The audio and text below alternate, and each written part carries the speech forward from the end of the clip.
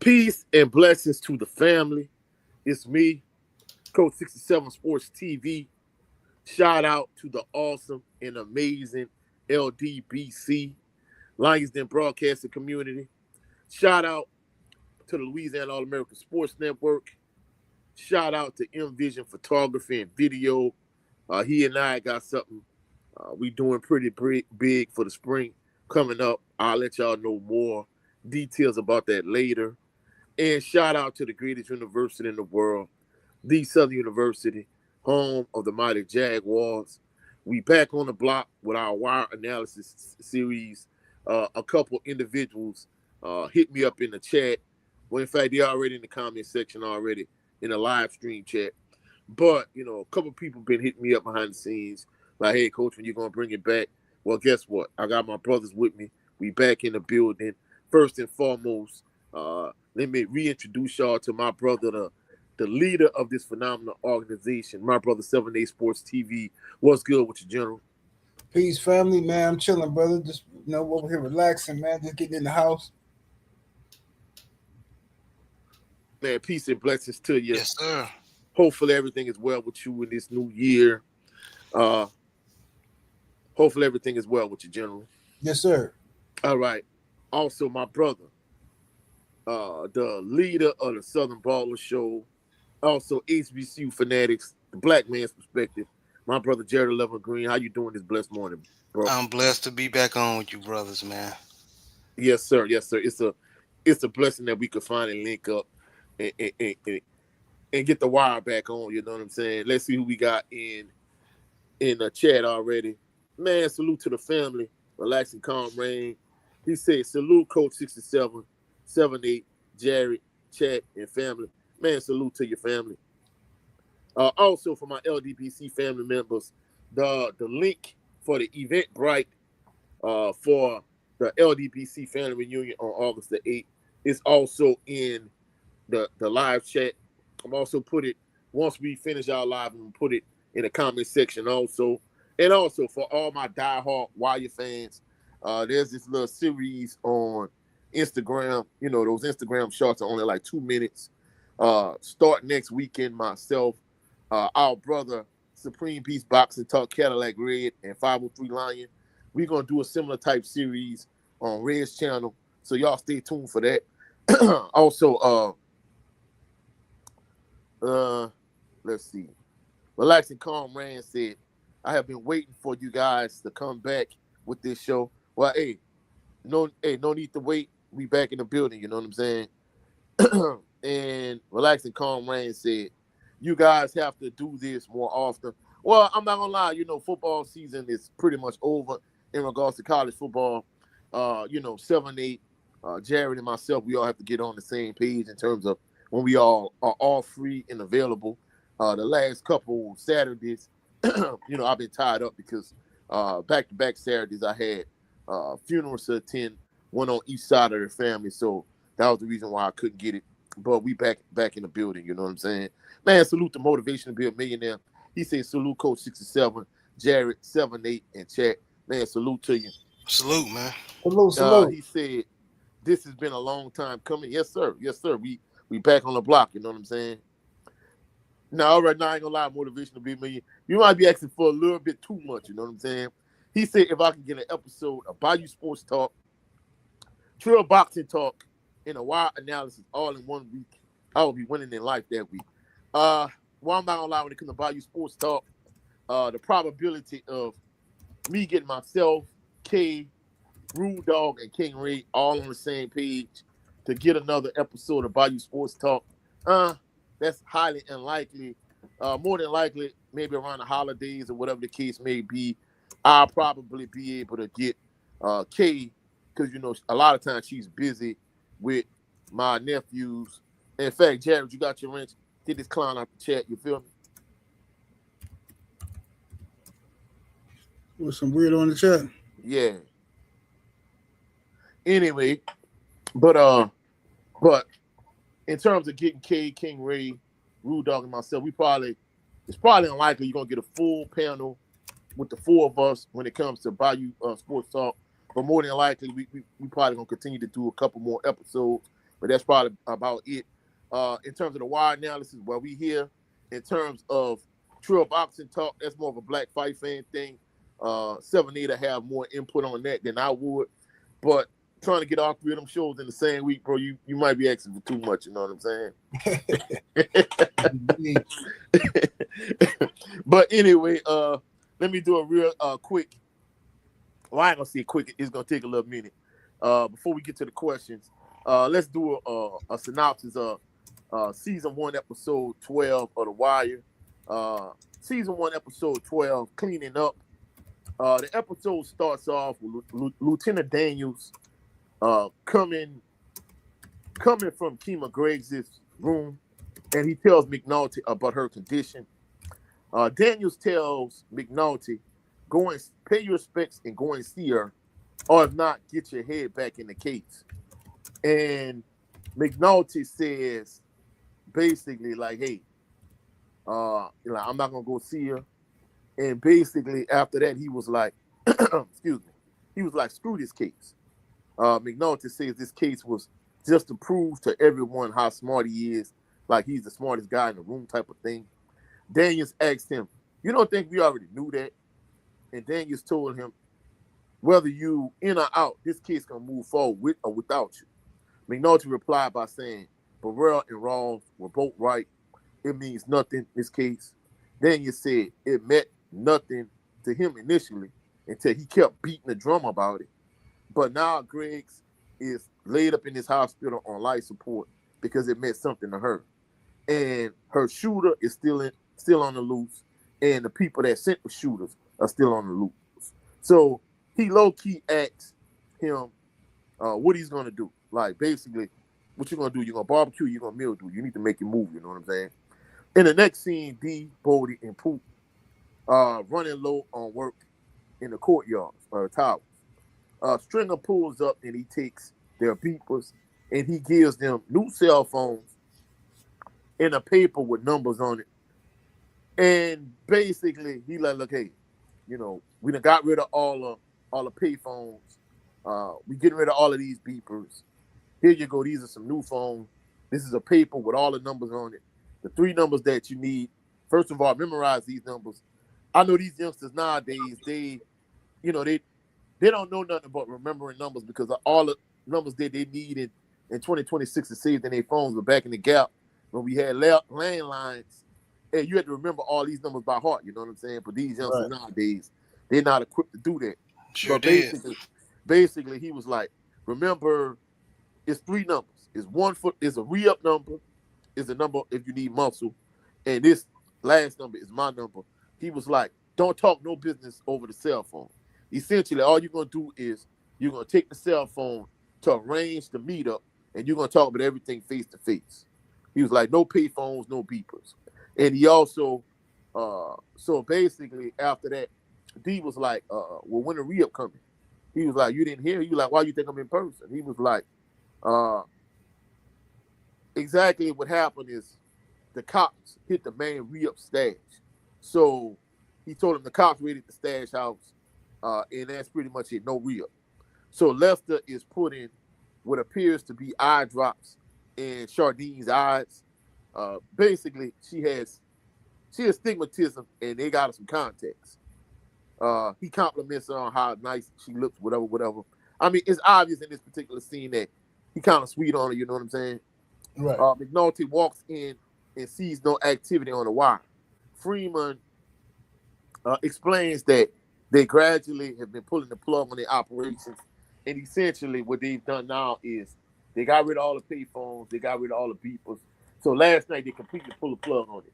So they were gradually pulling it. Now they done all the way pulled it at this point. Freeman said they were eventually going to switch it up, and McNulty said, well, we need to do the same, and we need to switch it up now. So Lester said Chardine had been working at Orlando's, kind of gradually bringing them intel, but he was saying she's the player at this point now. And they've been using her, but now they need to step it up. But now they need to get Rhonda Perlman to approve her to wear wiretap. Chardine has said she's scared to do this and is afraid of the Barksdale organization. She asked for some coffee. In Lester, he volunteered to get it. Somebody else volunteered to get it, but he was like, nah, I'm gonna get it. I know how you like it. And at this point, it's kind of obvious like he's sweet on it. He got a thing for her. In the next scene, Avon, Stringer, and Levy have a meeting at the bar to discuss the issues they have been having. And Levy tells them they need to tie up any loose ends. Avon asked when they started applying pressure. String told him right after D beat the murder case. Levy told him to come up with a game plan, and he leaves before they start talking about details. Avon and String, they do risk assessment, and they talk about who may need to be deleted. In the next scene, Burrells and Daniels and another guy go over the case and talk about the cold wire tap. I mean, the cold wire in terms of how the wire went cold, and Burrell covertly tells him to start, and he fires. He basically he was like, "Don't start any fires and play the game correctly from a political standpoint, so your career could advance." So he kind of trying to tell like Daniels, before you do anything, let me know. I don't want no more surprises, and you need to play this smart. You know what I'm saying? Next, Rhonda Perlman meets with two guys. One of them is Herb Boggs, and they discuss the details of the case. And she finds out that Freeman has been following the money, which has led to his campaign contributions for this guy that she's working for. And basically, she telling them like, "Look, hey, I didn't know they was doing this," and now she's basically finding out at this point. So the guy tells her that these $4,500 in campaign contributions, they returning it. So they're giving it back to her. So it's obvious that they shook. After that, Avon and String are asking D to come to the office. D come into the office at Orlando's. And he asks D where Wallace at. And basically, D'Angelo tell him, "Hey, man, leave the young boy alone. Leave him alone. Just let him be." So he's saying that, hey, with all due respect, but basically in the back of his mind, he knows that they plan on murking this young boy. You know what I'm saying? So D walks out and he walks past Chardine. He didn't even notice her. She's sitting there. She putting on lipstick and she's doing her makeup. And she has a wiretap on at this point. Lester is trying to listen, and Sidnor and Herc in there talking about food, talking about who has the best chili dogs, whatever the case may be. Next, in the next scene, we see the security leader is murked. And it's crazy. Next, Chardine is scared and wants to quit Orlando's. Lester needs her to do one more thing. After that, Wallace comes back to the courtyards and comes to the towers. In the next scene, Freeman, Bunk, and Daniels, along with McNulty, look at pics of Keisha Lyles, the dead security lady. In the next scene, McNulty said Avon is tying up all loose ends. Bunk thinks about Wallace, and Daniels realizes he's the next person on the hit list, and he makes a call. After that, D is trying to tell Wallace, basically, "Hey, bro, you need to get ghosts. You need to kick rocks. You need to keep it pushing." But Wallace believes the towers is its home. After that, Burrell, Clay Davis, and Lieutenant Daniels are having a meeting. Clay Davis is trying to press Lieutenant Daniels, but Daniels isn't going for it. He's being transferred. After that, we see Herc is being transferred, and Daniels gets a call that Wallace has been gone from his grandmother's house for 2 days. After that, String pulls up to pick up Bodie, and he tells him, "Hey, basically, you got to murk Wallace." Bodie, it's the infamous conversation the two of them had. He was like, "What's up with your boy Wallace?" He was like, "He ain't built for this." He got shook when he saw Brandon's deleted body. He don't have no heart. His heart pumps Kool-Aid, and he was like, "You ready for this, soldier?" He was like, "Hey, basically, he went ready for whatever." You know what I'm saying? So after that, Wallace pooped, and the kids they've already switched abandoned apartments. After that, Freeman, McNulty, Daniels and Sidnar are talking about Wallace. Since the wire is dead, Daniels sends Sandy back to his original unit. And Sandy, he was ready to roll on too. Basically, for the exception of like Lieutenant Daniels, and McNulty and Freeman. And maybe Sidnar, maybe the rest, and of course, especially since Kima Graves got shot, the rest of them, they're ready to go back to their original units and they're ready to be done with this case. Poot and Bodie are talking about smoking Wallace because he's a snitch and because basically String gave the order. Poot said Wallace isn't a snitch, and Bodie asked, "How does he know? How you know you're not a snitch?" And then after that, Bodie told Poot that they need to set it up and handle business to stay in Stringer Bell's good graces. Next, Rhonda Perlman walks into Daniel's office and tells him and Freeman that they are stirring up some mess because her boss was scared and returned $4,500 in donor contributions. Next, Wallace is with Bodie and Poot, and Wallace is talking about old times with his mom. And Bodie asks him, "Is he a boy or is he a man?" And basically, Wallace was like, "Man, I'm a man. Like, what you mean?" After that, Chardine is with the unit, and she tells the location of Avon's office in relation to the abandoned building right next door where they're going to set up the wiretap. After that, Bodie and Poot, they get ready to go ice Wallace. In the next scene, Daniels, Freeman, and Hurt are installing the wire as McNulty grabs Daniels and tells him they found an address for Wallace's mother. After that, they leave, and Poot and Bodie get ready to go murk their childhood friend. Bodie is trying to psych himself up to murk Wallace. And he was like, "Hey, if you're a man, stand up tall." And basically, he's trying to psych himself up. And he's trying to make himself, I guess, hit Wallace so he can actually pull a trigger. After that, he finally psyched himself up, and Bodie finally pulls the trigger. But Poot realizes that he don't have the heart to take the final shots. So Poot takes the gun away from Bodie, and he takes the final shots as the tears start to flow from his eyes. After that, Lieutenant Daniels and McNulty, they find Wallace's drunk mother. They tell her that he is in danger. She not worried about that. She only concerned about the $10 he stole out of her purse, which is insane to me. They're telling you like your child might get deleted, and you could care less. After that, Freeman and Perez Belusky are next door to Orlando's, and they have the wire set up. And Perez puts like some food in his box, like it's like a trash can for him. And he realizes essentially not a lot is going on, and they packing up. Poot, he got him a little brilla with him, and he get her to go to his payphone and call 911. He told her, "Don't say your name, just basically report that an animal has been hurt next door." And essentially, it's the setup for Wallace. So after that, they pick up that Avon wants to make a solo run. He wants D to make a solo run to NYC to cop the re-up to hold the towers down. After that, Bunk finds Wallace's dead body.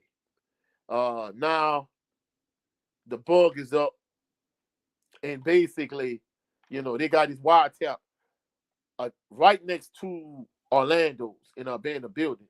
So they realize that D'Angelo is getting ready to go, go make go cop a re-up, and he gonna go in a solo rental car by himself.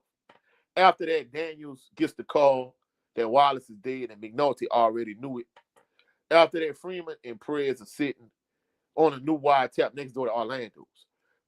Like I was saying earlier, Perez, he throws some food away, and Lester sees the newspaper, and there's this $250 million development project. And I'm thinking at this point, he may have realized that Wallace has also been deleted also. McNulty tells Daniels that basically, Wallace dead, he already knew. And he was like, this will allow Stringer Bell to walk free. So they can't get String after he realized that Wallace was the only thing that really was tying Stringer Bell to this entire thing. If they could have got him to testify, they would have been able to get both Avon and String. But after that, String gonna walk. You know what I'm saying? Daniels and McNulty, they pick up D because now they done pop D with the kilo in the trunk. So they're trying to interrogate T. They try to interrogate D'Angelo, and D'Angelo ain't going for it because basically he realized that McNulty is full of crap. He been playing a lot of games, so D'Angelo ain't going for none of it. And basically, they still interrogating him. Next, we go to Brianna, and she giving Avon a tongue lashing for sending D'Angelo to NYC alone to Copperia and to go on a drug run. Avon tells Brianna that she needs to remind D that he needs to stand tall and carry the weight and not flip on the rest of the organization. After that, Leaving and String are talking to D'Angelo. Uh, he asked String, "Where's Wallace?" And then at this point here, D'Angelo, he crashing out and basically he telling Levy and Stringer Bell like F y'all. Like where Wallace at, String? Where Wallace at? So he crashing out and he was like, he don't want them, he don't want nothing to do with them, and he gonna get his own lawyer. After that, Burrell and his other guy in the office with Lieutenant Daniels. And basically they're trying to press him not to follow the money. And they just want to bring Avon in, get whatever charge you could get on Avon, and bring this case to an end. Basically, he pressing him, and he was like, "Don't move forward with this case. Just get Avon and shut it down." You know what I'm saying? And essentially, Daniels, he ain't going for it. You know what I'm saying? He said not only does he want arrest Avon, but he want arrest anybody that's connected to this entire operation, whether that's politicians, whoever. You know what I'm saying? Uh, and we getting ready to wrap up the scene. Daniels and McNulty, they arrest Avon. McNulty tells String, "I'll catch up to you later." So basically, he was like, he gonna get him next. Freeman posted a newspaper article on the bulletin board in their office. And lastly, he said he still can't find Weebay and Little Man like they in the wind. In the final shot, in the closing scene, we get a shot of the towers in that infamous orange couch that they like to sit on while they talking or whatever case may be. So this pretty much ends this particular episode, which is episode 12, season 1, cleaning up. I'm turning it over to my brother Jared Lovin Green. The floor is yours, bro. All right. Thank you for the summary, Coach. Now we're going into the questions. So, question number 1: in the first scene of this episode, what's highlighted more, McNulty's current state of self-pity or his selfishness, or him being selfish? You talking to me, bro? Yes, sir. Yeah, you You can first, go man. first. I think McNulty, it's a little bit mixture of both. It's self pity. From what I remember from the episode, I didn't have time to rewatch it, but from what I remember, he was doing a lot of "woe is me" stuff after Kima got popped and stuff. Yeah, And yeah, yeah. Mm-hmm. yeah, Yeah, He having yeah, his pity you're right. party. yeah, He's yeah, drinking, and yeah. basically him and Daniels having this back and forth. Daniels is telling him like, "Hey, bro, you need to go up in there and you need to pay your respects and go see Greg's, or Right. if you're not gonna do that, you need to get your head back into this case." And basically, he not gonna go see her, and he having this pity party because you could smell the liquor on him, and in addition to that, basically like he's like Burrell and Rawls were right, like this case is nothing, it's a waste of time. It was just a way to me, it just was a way for me to prove I'm the smartest guy in the room, and I'm smarter than everybody in the department, and this department is a bureaucracy, and there's a lot of BS and politics and nonsense going on. Yeah, yeah, yeah. I think it was a mixture of both. I think that uh, McNulty definitely trying to make it. I think he said that at one point. Well, this is about me or some crap like that. He said that at one point when he was talking to somebody. But I think that McNulty just a clown. But he definitely he made it about himself because of all the decision making, all the backdoor stuff he was doing, all the going behind people back talking and making this and that happen. And uh, Lieutenant told him right. Said, look, you know what I'm saying? Whoever put them in that alley need to get got. You know what I'm saying? And and if that's the same episode I'm thinking of, so I think that Yeah, yeah. He telling me yeah, that that's later the same on in the episode. episode, Yeah, like okay. we trying to get everybody, everybody Mhm. that that that pull a trigger and the people that send them too. So yeah, you're right, bro. Yeah, yeah, yeah. But yeah, that's my opinion, real quick on McNulty though. All right, coach. Yeah, I mean it's definitely a combination of the two, but I think in this particular scene, the thing that's highlighted the most is his self pity. I mean, like Daniel's already told him, like we knew like you pushing the issue and you doing all this backdoor stuff, you doing all these shady dealings and being a scumbag piece of trash. We already knew that you made this case about you. We understood that already.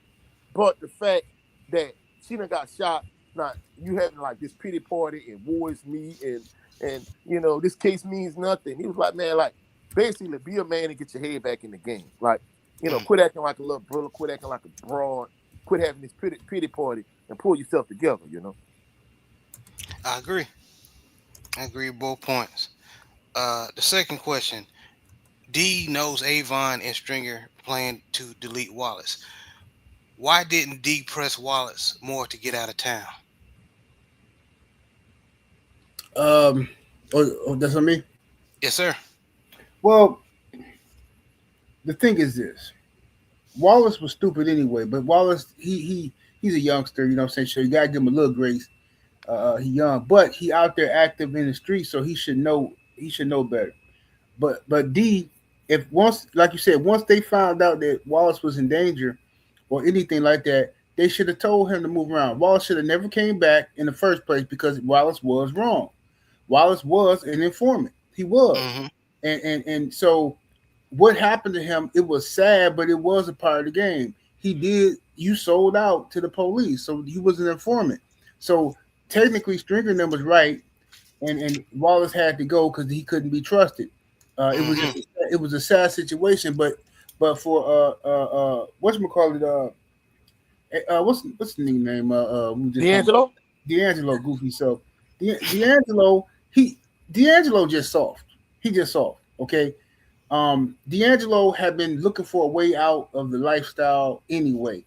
Um, he fallen in love with strippers. The man is crying about everything, and you know what I'm saying. D'Angelo should have never been in that situation. But his mama being who she is, and his uncle being who he is, they try to raise him in the family lifestyle. But once D'Angelo was giving you all the signs that he ain't built for this, they should have had him doing something else, man. They should have had him working in Stringer Bell's printer shop or something like that. You know what I mean? Because this dude is just horrible, man. Like, uh, uh, this you can't. You can. This is what I'm trying to tell people. You cannot participate in street activity and then get mad when street stuff happens. Okay, Yeah. that's what really irritates me about a lot of people is everybody wants to be have their foot just enough in the street to where they can claim that they street dudes, right? Or they can use the streets for their benefit and their agenda when they got problems, when they got beef. They know who to call and this and that. They can go start stuff with people and all of this and that, and you feel like you got somebody who can bail you out of trouble, right? But then when they come down and do the dirty work, when the other side of the street pop up, like you losing friends, innocent people getting hurt and all that. Now you want to play the moral like you better than somebody. No, bro, you dirty too.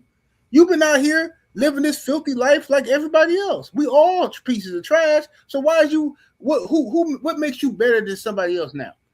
Oh man, that's why I don't like D'Angelo. You know what I'm saying? He started off cool and everything, and I think he got a good heart, but D'Angelo just not built for that. And he should have got Wallace about the lifestyle if that's how you feel. You know what I'm saying? But he ain't really D'Angelo is not in no position to help nobody. He ain't really making no money himself. You know what I mean? Avon really wasn't paying them dudes like that, so he wasn't making no money himself to Mm. help Wallace. Wallace should have never came back because Wallace was a snitch and D'Angelo goofy self, you know what I'm saying, should have kept his mouth shut. If he didn't want to, you a grown man. If you don't want to participate in this activity, you can leave. You can leave. You can walk away and say, "Hey man, I'm gonna go back to school, man." What you think? You think Avon was gonna be mad at you because you went back to school and you left the life? You don't think they would have helped you with your paying for your tuition and stuff like that? Of course they would have helped you, but you chose that lifestyle because you like to. People like messiness when they can reap the benefits of the messiness. And then, Hmm. like I said, then when the real stuff happened, then they want to throw their hands up like they ain't had nothing to do with it. And I don't really like people like that. I agree. I definitely agree. Coach, what you think? Yeah, I think General made some phenomenal points. First and foremost, D should have just been man enough to say, look, hey, should have went to his uncle, like, look, you know what? Hey, I really can't be a street cat no more. Let me do something else. Let uh String put me in the printer shop. Uh let maybe I could go back to school and do X, Y, Z. He wasn't built for it. I think String and Avon should have came to that realization prior to now.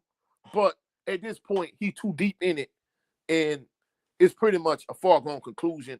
I think, like General done pointed out multiple times, like the only reason why he in the life is because of who his mama and who his uncle is. But other than that, he really wasn't built for the game. And not only that, but to answer your question, he should have got Wallace out of Dodge. He should have told Wallace, first of all, hey, Wallace, you need to kick rocks. You need to get the hell on. You know what I'm saying? Wallace was like, hey, this is my home.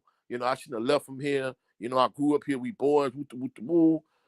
D should have told him, look, bro. In fact, he should have took the bull by the horns itself and like, look, hey, bro, you got to get up out of here. Wherever you came from, let me give you the little money I got, little scrap money I got or whatever. You need to go back wherever you came from, and you need to get the hell home, bro. Like, basically, bottom line, period. It seemed like Wallace had already made up his mind that, hey, I'm coming back. I'm never leaving the high rise. I'm never leaving the towers again. But, nah, bro, you don't put yourself in harm's way because you wishy-washy. You know what I'm saying? So, D'Angelo should have pressed him hard and should have got him the hell up out of there. And it brings up another question, which you already I see what you already got it on here, Coach. Um, which I put the blame on the police as well, but we're gonna get into it. Uh, would it would it have made a difference, or did Wallace already make up in his mind about the towers being home? General. My bad, brother. I had to take a phone call. Could you please repeat the question? Basically, the question would have made it a difference. Um, because Wallace made it in his mind that the towers was his home. If people were trying to save him, or because it seems like he wasn't going nowhere. Well, And if Wallace. Listen, I mean, I know this is unfortunate. Like I said, I like Wallace. He's one of my favorite characters of the show. But he was weak though. He shouldn't have been involved. He was involved with something he shouldn't have been involved in. A lot of people do stuff like that in every aspect of life. You know what I'm saying? You got girls that's out here hoeing that ain't got no business doing that. You know what I'm saying? But mhm. they think they can do this and that, and they ain't got the stomach for it. You got dudes that's trying to pimp, and they ain't got the stomach for it. They getting ran over by the girls. You know what I'm saying? You got people be involved with all kind of stuff that they shouldn't be involved in. And Wallace just was a hood. He's a perfect example of a hood, a dude who in the hood, a ghetto child, but not a street dude. You know what I'm saying? And people always mix those two up. Like just because you from the hood don't mean you a street dude, right? And Wallace was poor. He grew up around all that stuff, and he knew about, but he didn't necessarily. His morality was different from theirs. He didn't feel like that was the right thing to do. So he wanted to be around them guys. He still wanted to be friends with them, but he didn't want to participate in the lifestyle, or he wanted to benefit the good parts of the lifestyle, but not have to participate in the bad. And that's just you can't do that. You know what I'm saying? I can't eat pizza all day and not get fat. I can't do that. You know what I'm saying? Right. Yeah, pizza tastes great, but if I eat enough of it, I'm gonna be fat. So I'm gonna have to take the good with the bad if you choose to do that. The only way to keep from having the negative side effects of the pizza is to not eat the pizza. So he got to stay away from that lifestyle. You know what I'm saying? And move on and go do something else. And like when he was down south, oh man, it's too slow down here. Oh, it's country. It's man. That's what everybody used to say. You know what I'm saying? When I lived in New York, everybody used to say the same thing when they went down south for the summer. And oh man, it's too slow down there, and it's this and that. And man, them guys down there, man, it's man ain't nothing but trees and parks and this and that and all that. I'm like, man, that's beautiful. That's I mean, that's where I come from, stuff like that. I mean, But some people just want to be where the action is at. They feel like they missing something. You know what I mean? And he was in safety, and he left that and came back and got dealt with, and that's just his destiny, man. I mean, I don't think it. I think it could have helped had if he known that his life was in danger, but I don't think he knew that they knew that he was the police. You know what I'm saying? Mm. But I think if he knew that they knew he was the police, or they suspected him being the police, I don't think he would have came back. I agree with that. If he would have knew that they was on to him, he knew he was a snitch. I think he would have made measures to bounce. Coach, what you think? Uh, honestly, I think he had already made it up in his mind that the Towers was home. He was coming back home, and the general made an excellent point. Him being from the city, from the Towers or whatever, him going out to the county, it was too slow. And the irony is, like he said, I primarily see from people like from bigger cities, not so much like New Orleans or even like other cities here in Louisiana, but like you said, like the bigger cities like LA and like New York, when they come, to Baton Rouge or they come to South Louisiana, they like, man, hey, it's slow. Like it's not no action. It's not really a whole lot to do. In fact, a lot of people that I meet, when I travel and go different places or whatever the case may be, like I remember the last time I went to Vegas, I met somebody from Louisiana, and basically he was like, New Orleans was too slow for him. I'm like, damn, New Orleans too slow? Like New Orleans too fast for me, but it's too slow for Right. him. And especially people from like New York, they come to Baton Rouge, they're like, man, this is country, it's slow. People, I met this one chick from LA that I went to Southern with. She was like, it was too slow. It was like a lot of action to do. That's why she used to go to New Orleans often because I think she felt like it was a little bit more to do in New Orleans. So at the end of the day, when people from the city, when they come to the country, they think it's too slow. But Wallace, he had already made up in his mind that he was going back home and he didn't want to be away from home, but he should have known he was in harm's way. Man, I can't disagree with none of them points. I agree. Um, Question number four: was Brianna right what should about what should hold on. Basically, like what she write about that D'Angelo played it wrong. Instead of sending D to New York to make the re-up by itself with a single rental car, should he have had like a drug mule or him follow someone or whatever? Did it not matter because they already had the intel from the wiretap? Thank you for that because I was reading, I couldn't read. Yeah. But let me go ahead and go before general. Brianna was right. That was stupid, and it plays back to what 78 was saying. Like D weak, and he weak. So why would you have him go take the trip? At least have somebody with him, or replace him with somebody experienced to do the trip. Well, you got to realize at this point, Weebay not available, uh, Bird not available. Uh, who else? It don't matter. It Yeah, don't I matter. understand what you're saying, but You like you let like me you were land. saying, Give me one moment, coach. Let me all right, land. all right. Um, you in a position where I understand Weebay and Lil Man are on the run. Your goons that you trust are not available, but at the same time, you can't risk your operation, your business to be in jeopardy by putting bad pieces out there on the board. And D's one of them. Like you couldn't trust him. He showed wasn't in the first episode in the beginning. He got caught up for doing something stupid in Yeah, court. yeah, So yeah. come He on had to now. beat the murder case. Yeah. So they should have found, even though it was hard to find, they should have found another option. That's just my opinion. No, no, no, no, no. You was right. I just was trying to lay it out from the standpoint of like he told him he felt like that was the only person he could trust because Weebay out of town in Philly. Uh, Weebay had to get rid of Little Man. Stinkum already been deleted. Bird in prison, so he felt like he didn't have any more options. Yeah, I understand, but still, I would have been trying to find somebody else. But General, what you think? Repeat that last part of the question, brother. So basically, was Brianna right from the standpoint of like they had the wiretap up and they heard D'Angelo.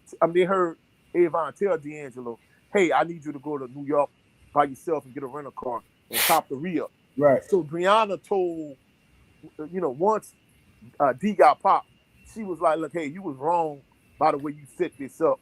right. Uh, you got D'Angelo popped."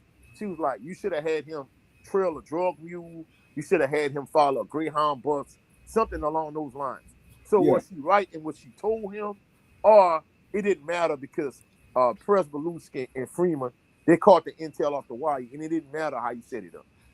Well, I mean, they was going. They don't. Yeah, because Brianna didn't know how much the police knew and all that kind of That's stuff. true. That's true. She didn't know how much the police knew and all of that. So when some first jump off, everybody looking for what could have went wrong, somebody to blame, that kind of thing. But I didn't like how Avon was moving with a lot of different things. Even though Avon was smart, him and Stringer is smart for the most part. They still made mistakes like everybody do. Um, I don't know why they even had D'Angelo there in the first place. Me personally, I mean, because but they don't, like we said before. We always keep saying this, but D'Angelo is just soft, man. But I know they're trying to involve him with stuff because they're trying to bring him along. He's the heir apparent and that kind of stuff. You know what I'm saying? They're trying to make him Michael Corleone and all of that. You know what I'm saying? But remember, even Michael Corleone, Michael was a civilian. You know what I'm saying? Michael learned the ways of being a civilian, and then when his pop got hurt, is when he came into the Yeah, he family got business. called in the family Right. business. Yep. Right. You know what I'm saying? They didn't raise him like Sonny and Fredo and them. So uh, I think that D'Angelo, I mean, I think Avon made a mistake, but at the same time, I don't think it would have helped anyway Hmm. um, because of the wiretaps and stuff like that. It might have saved D'Angelo from getting locked up at the moment, but you know, it wasn't going to stop Avon from getting locked up. And then think about this: if Avon get locked up and D'Angelo is still out free, okay, that's a disaster waiting to happen because Yeah. now Avon can't really protect D'Angelo.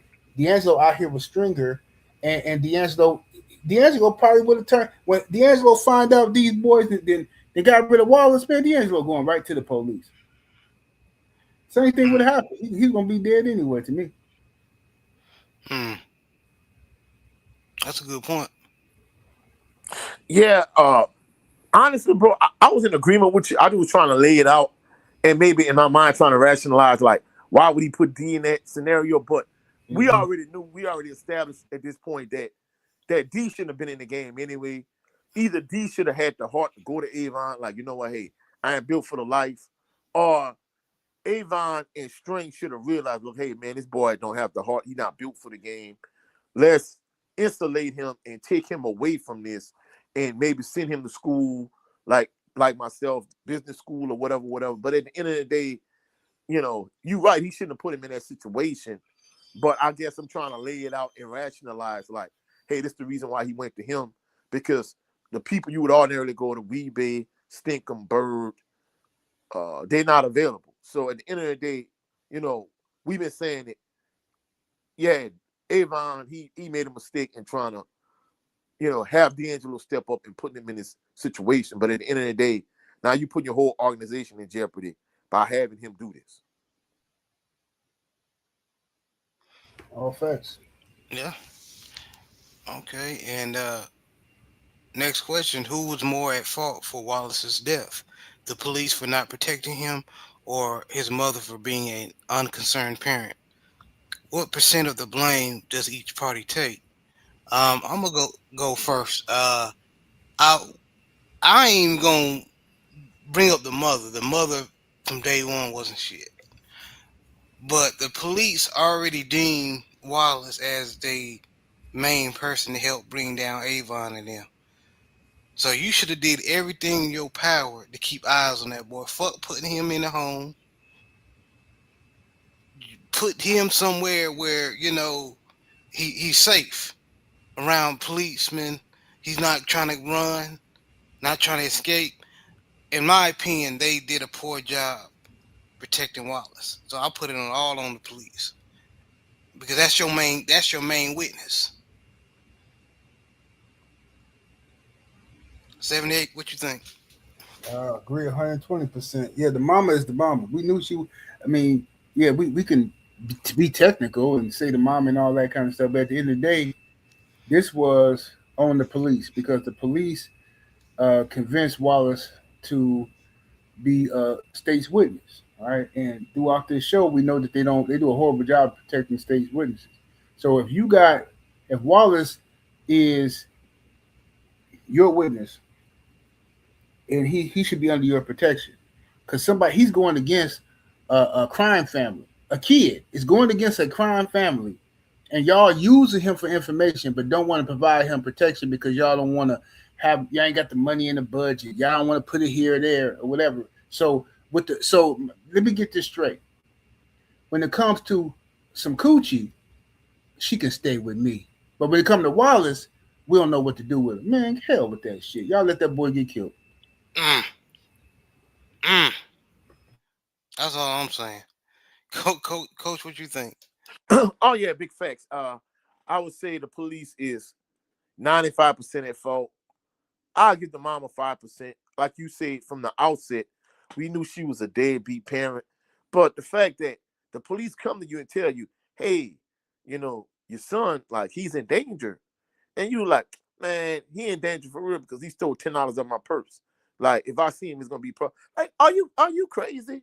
Like, you are a scumbag piece of trash parent. Like, your son is literally in danger of being deleted, and you worry about the $10 he stole from you. It's like, bro, all you worry about is getting drunk and his dudes you laid up with. It's like, bro, as a parent, you are a scumbag piece of trash. But at the end of the day, the police are at fault because, like you said, we know uh, the Baltimore Police Department, they low budget. Is a lot of politics, is a bureaucracy. Money hard to come by. But at the same token, if you convince this dude to snitch on the organization he going against, like why? Like why? Why would you like let this dude go to his grandmother and him like, nah, I don't want to be here. It's too slow. I'm gonna go back home. It's like, bro, like what are you doing? Like, man, you set this boy up for failure. You know what I'm saying? So at the end of the day, yeah, the police department is primarily at fault. But I throw a little blame mom way because for her actually not being a concerned parent, you the reason why he in this situation to begin with from the outset, from the standpoint he got to fend for himself. But the police take the lion's share of the fault in this instance.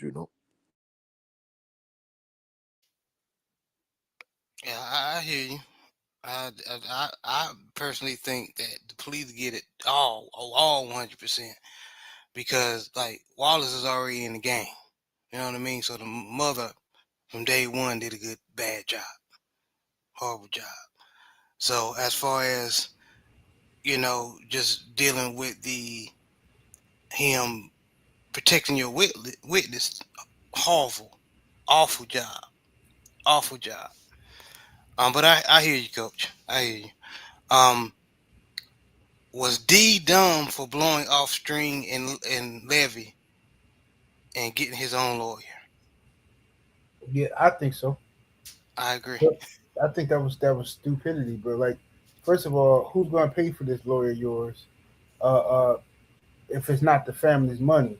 Then for two, why would you separate yourself? If Levy know all the ins and outs of all that stuff, he got connections. Why would you separate yourself?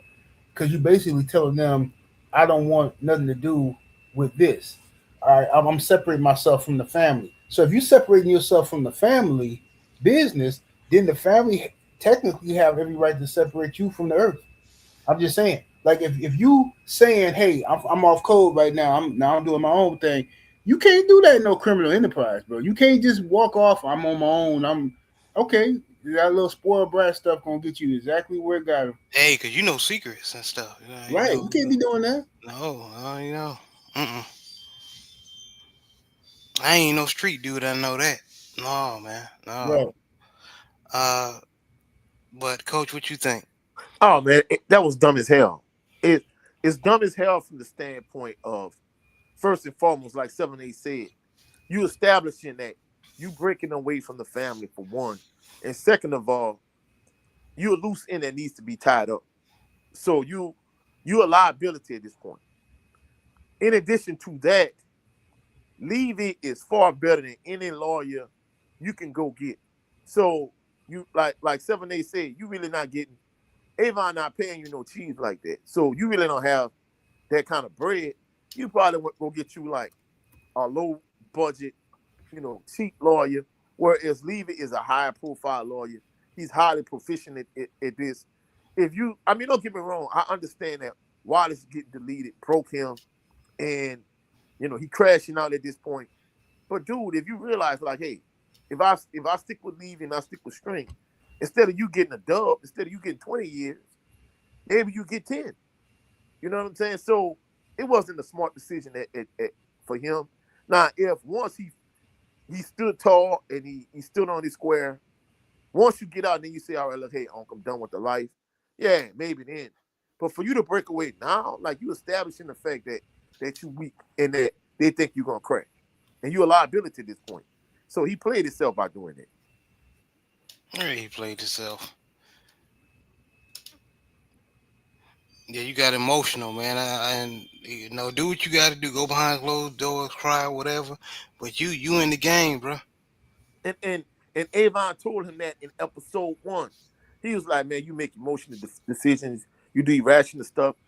Basically, he told him in not so many words, you're like a female. You know how when females get upset, like they do stupid stuff, like, hey, this is a good man, he taking care of me. These kids not even for him. He paying all the bills. Woo, woo, woo. Hey, he did something I didn't like, so I'm gonna get upset. I'm gonna leave this dude. You know what I'm saying? Even though he taking care of me and kids that's not even for him, so I'm gonna leave him just because he did one thing I didn't like. That is an irrational, emotional decision.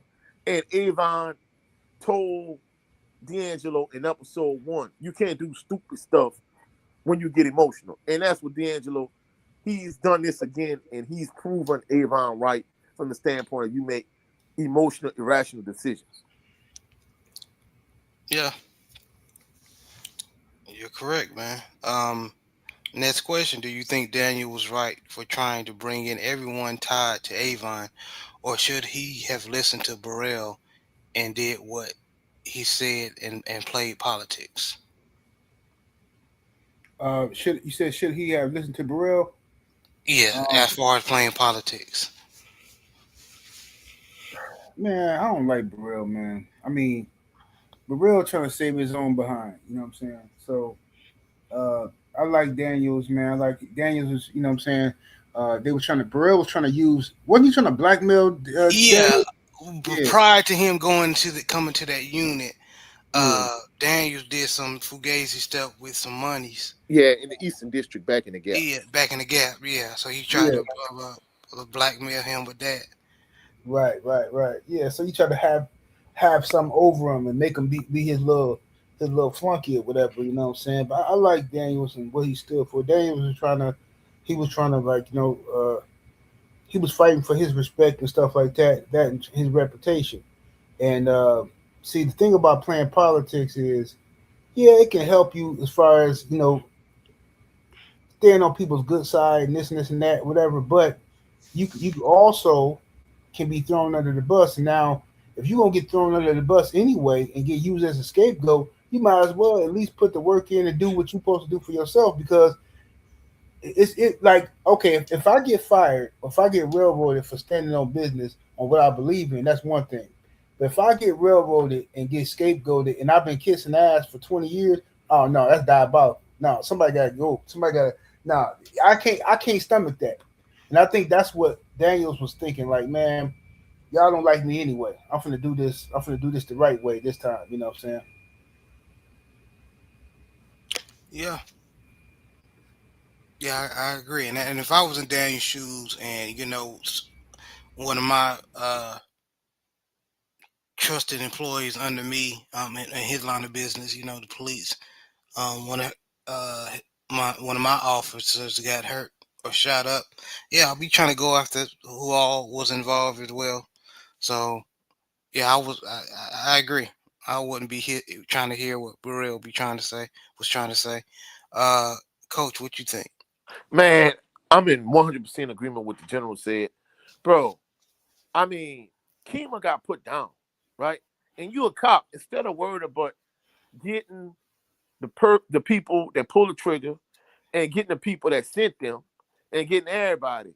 You trying to accommodate Clay Davis and you trying to accommodate all of these politicians that's taking all this dirty contribution money from Avon and the Barksdale organization. Instead of you just trying to get everybody, you just want get the black guy that's the face of this organization so you could play nice with Clay Davis and all these other people. And basically, Names were like, no, I'm standing on business. Like, you know, my subordinate, my employee, she in critical condition. Like, she on life support. And basically, I'm gonna try to get everybody attached to it. I'm gonna do the right thing. If you gonna try to put my dirt out in the street, do what you gotta do. But I'm not kissing behind. I'm not playing politics. I'm gonna do the right thing. And for Burrell to try to dangle this carrot, it goes to show you that he wasn't nothing but a politician. He playing politics the whole time. And at the end of the day, we're gonna find out later on in the series. But he ended up being a fall guy anyway. So at the end of the day, like bro, playing all that politics and kissing behind, it don't get you nowhere. Me, I'm the type of person I like to stand on my own merits and stand on my own square. You know what I'm saying? For real. Next question. Stringer Bell uses Bodie to delete Wallace. Does String manipulate a young Bodie that's eager to prove himself, or is it just part of the game? Uh, a little bit of both. It's definitely part of the game, but Stringer went to Bodie, what I'm saying, because he figured like Bodie young and Bodie looking to. He figured Bodie would tell him the truth about Wallace, and he figured Bodie would do his bidding for him because Bodie is young, he eager to climb up through the rankings and earn some respect. So he went to the right person to get the job done. What I'm saying? So it was a little bit of both. You know what I'm saying? With that I situation. agree. I agree with a little bit of both because you got to close up both ends, um, loose ends. Excuse me, that's the correct term. Got to try to tie up loose ends. If you're in that type of life, you don't want nothing coming back and bite you in your ass. So yeah, yeah, you're right, Coach. What you think?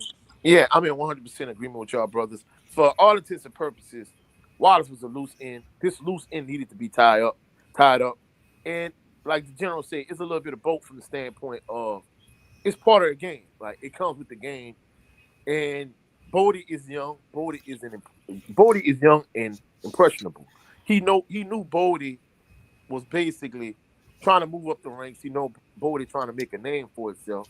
So he was like, look, hey, you ready? You ready to earn your stripes?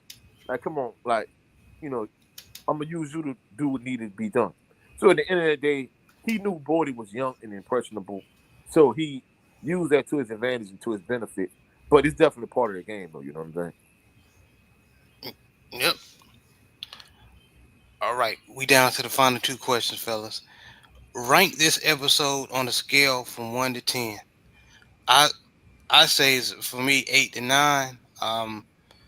Would just I like how it showed how in the criminal world how um Barksdale and Stringer Bell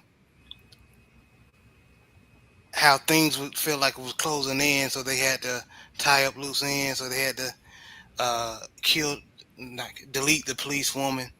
Um, that Security lady, she wasn't the an actual security police lady, officer, or excuse, because yeah, security lady. if Thank you. she'd have been a real police officer, they'd have been on their That'd have been behind it. even more. Yeah, I used the wrong word. My bad. The security woman that testified in the first In episode. episode one, yeah. Yeah, and unfortunately, Wallace. But it just that's the ugly side of it. But it showed how things are, and then on and the police world on the political side, how Burrell tried to manipulate Daniels, and Daniel stood on his square. So I give it an 8 or 9 because of that. Um, Let me see. Ranking the episode. Mm, yeah, I would say 7 or 8. You know what I'm saying? 7 or 8. For Okay. sure. Real good episode. You know what I mean? Uh, yeah, this is I was it was sad to see. the turning and everything with young Wallace getting dealt with, and it was sad that you started to see the beginning of the end for old boy D'Angelo. You know what I'm saying? But it was very important. Matter of fact, I agree with you. I say 8 or 9, 8 or 9. Yeah, coach. I'll give it a 7 from the standpoint of I think it's a little bit slower than a lot of episodes, but I think the thing that made me take off a point is the fact that Wallace was murked. So I think the fact that Wallace was murked for me and knock it from an 8 to a 7. So I'll say it was a 7. Okay, okay. What are your overall impressions of this episode, and what stood out the most to you? Me, I say, what's the thing that stood out was I ain't gonna lie, I ain't gonna lie. I wanted, I kind of was rooting for Lester to get some of that young thing. You know what I'm saying? I wanted Lester to hit that. Said somebody need to hit that, man. I'm like, man, come on, bro. Look, like she in your house, man. I thought Lester was gonna slide some of that. You know what I mean? Whatever. But other than that, then of course, young Wallace, man, standouts. Yeah, man, I agree. My Freeman getting at the young thing, and then also I liked how Lieutenant Daniel stood on his square when Burrell brought some old stuff, saying I can manipulate you with this, but Daniel was like, well, I got some stuff on you too, so let's go. I'm staying on my square. I ain't gonna let you manipulate me. So that's what stood out with me. Yeah, for me, in fact, before I get to man, salute to Hamza S. Salute to LDBC family in the building. He said Welcome back, Hamza. salute Coach 67, Jared in general. Man, salute to your Hamza S. Yeah, I think the most obvious thing is, Wallace being murked was the thing that stood out to me the most. However, besides that, the fact that Barrera really was trying to press Daniels to make him go along to get along, that really kind of, rubbed me the wrong way. And in addition to that, even though Avon is the leader of the organization, he has a certain degree of respect for his older sister Brianna and the tongue lashing that she gave him, you know what I'm saying? So he was like, yeah, you're right. I should have did it like this. I should have did it like that. But hey, you need to remind D that he need to stand tall and not fold and not be a liability, you know what I'm saying? And he need to protect family. So those were the things that really kind of stood out to me the most, you know what I'm saying? Okay, I agree. I definitely agree, man. And that's all the questions. So I'm gonna pass it back over to Coach. Man, this was a excellent and amazing episode. The only thing that really kind of it didn't bother me, but you got a couple of haters coming through here early for whatever reason. I mean, I don't understand why y'all come sniffing around the LDBC. If y'all don't like us, then why y'all coming over trying to hate, man? Man, move around, bro. You know what I'm saying? But other than that, man, For real. I'm not gonna let the haters block the shine, though. You know what I'm saying? Uh, but my brother 78 Sports TV telling people where they can meet you and see you. You dig? Hey man, you check me out on 78 Sports TV right here on YouTube. Check me out on Patreon, patreon.com/78 Sports TV, and my other YouTube page with my co-host Blu-ray is No 304 Show. You know what I mean? Right here on YouTube. Go and check it out, man. Yeah, definitely. Yes, sir. If you're not signed up to the General's Patreon, you're doing yourself a disservice. I mean, he give a lot of good game over there. Go over and get with his Patreon. Go tap in. In addition to that, the No 304 show with Blu-ray, they trying to take the platform up a whole nother level. They've been doing the big panel discussions and all that. They're doing some good work over there. And definitely tap into the primary channel. We got a lot of fights tonight in the LDBC. So definitely go over to his channel and catch some post-fight reactions, whatever the case may be. Go rock with the general. And my brother, Jared 11 Green, man, telling people where they can meet you and see you. Yes, sir. So I'm right here on YouTube under Gerald 11 Green. You can catch me on. Try to have it every Sunday, the Southern Baller Show, around 3:30 p.m. Central Standard Time, and then HBCU Fanatics, which we're gonna have today. Usually we have it on Thursday at 7:30, but we're gonna have pushed it back today 7:30 due to family situations I had to take care of. But yeah, so check a brother out trying to reach 500, and I appreciate all y'all support, man. Yeah, and the brother Hamza essay been subscribed to Appreciate 76 you, now for Hamza. 7 years now. Man, we Man, appreciate you, fam. yes, Yes, Yeah, appreciate sir. you, I'm bro. out. That's General. crazy love right there, man. Thank you, Yeah, brother. That yeah, means a yeah, lot yeah. to me. Of course, I'm rocking with the Patreon too. I've been on the general Patreon for a minute, but he gets some good games, some great information, especially for my youngsters, like in their late teens, early 20s. It's some good games. So man, y'all, go pay that $20 a month, go over to General and rock with him on the Patreon. But we definitely appreciate everybody that Please came do. through, that showed some love.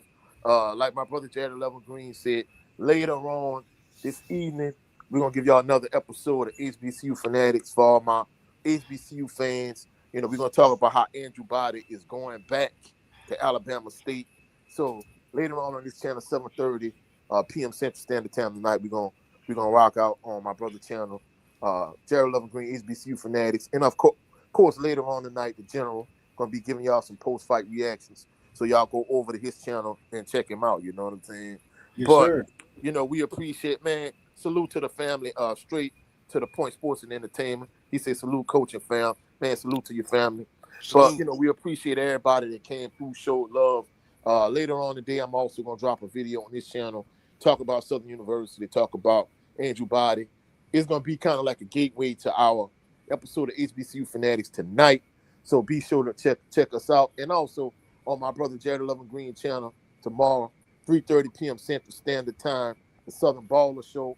But I definitely want to give a shout out to my brother, Cadillac Red Supreme Beast Boxing Talk. My brother 503 Lion, is a usual suspects team. Just like we doing a wire analysis here on this channel for all my diehard wire fans. At the top, pinned at the top of the comment section in the live chat. And once we in the live, there's a link to this Instagram that picks up the wire 8 years after the show actually went off air, and it picks up from the point where Avon is let out of prison, and this individual on Instagram with the Wire stories, they tell their own complete story. So y'all stay tuned to that on Supreme Beast Boxing Talk with my brother Cadillac Red. He, 503 Lion, and myself. We're gonna do the same thing we doing here. We're gonna do over there on Cadillac Red channel. So y'all go tap into Supreme Beast Boxing Talk, and we're gonna talk about that on his channel.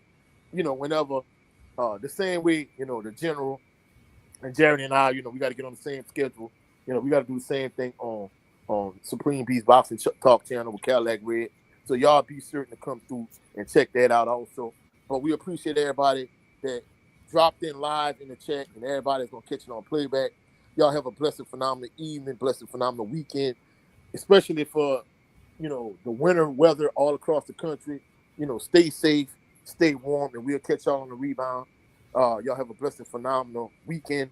Oh, also, one other thing I want to point out: this year the family reunion is going to be on August the 8th. Our brother 7-8 gonna be hosting. I'm definitely gonna bring videography and photography. The Eventbrite is posted here for the family reunion tickets. It's posted here in the comment section also. So be certain all my LDBC family members tap in, come through and rock with us August the 8th in Milwaukee. But we're gonna catch y'all on the rebound. You'll have a blessed, phenomenal weekend. Yes, Peace and indeed. blessings to the family, you dig? Peace. Peace, family.